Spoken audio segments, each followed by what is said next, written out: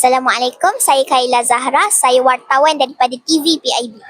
Dan saya Fahar Rahana, juga wartawan daripada TV VIP. Hai Kaila, kita dah masuk 10 malam terakhir. Pejam celik dah 10 malam terakhir Ramadan. Apa kata kita pergi tejas cikgu kita? Boleh juga Jom. Assalamualaikum cikgu. Apa cikgu harapkan pada 10 malam terakhir bulan Ramadan ini? Apa yang saya harapkan untuk 10 malam terakhir ni, saya akan dapat menghabiskanlah solat tarawih di masjid bersama-sama dengan keluarga, dan dapat berjumpa dengan malam Lailatul Qadar lah, insyaAllah. Terima kasih cikgu. Assalamualaikum cikgu. Apa yang cikgu harapkan pada 10 malam terakhir Ramadan ini? Waalaikumsalam. Untuk Ramadan kali ini saya harap apa yang saya doakan untuk keluarga saya, rakan-rakan saya, semuanya dimakbulkan oleh Allah. Amin. Assalamualaikum cikgu. Apa yang cikgu mengharapkan pada 10 malam terakhir bulan Ramadan? Okay, Alhamdulillah. Pada 10 malam terakhir Ramadan ni saya mengharapkan keampunan Allah SWT dan moga kita semua mendapat rahmat juga mendapat redha Allah SWT. Amin. Assalamualaikum cikgu. Apa yang cikgu harapkan pada 10 malam terakhir Ramadan ini? Saya harap kita semua dapat sama-sama bertemu dengan malam Lailatul Qadar.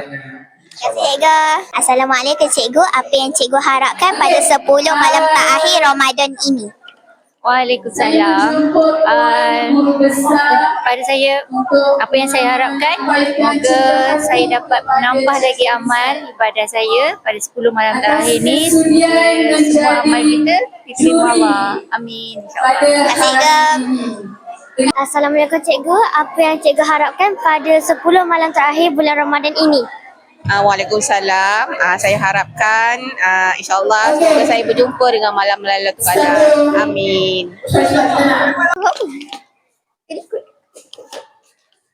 Assalamualaikum cikgu. Apa yang cikgu harapkan pada 10 malam terakhir Ramadan ini?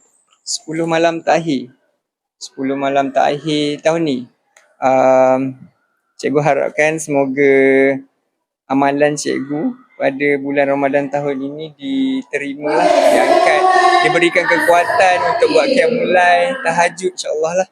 Itu je lah amalan, harapan cikgu. Terima kasih cikgu. Assalamualaikum cikgu. Apa yang cikgu target pada sepanjang bulan Ramadan ini? Assalamualaikum warahmatullahi wabarakatuh. Okey, bersempena bulan Ramadan, target Ustazah nak khatam Al-Quran dalam masa sebulan, insyaAllah. Cikgu pula?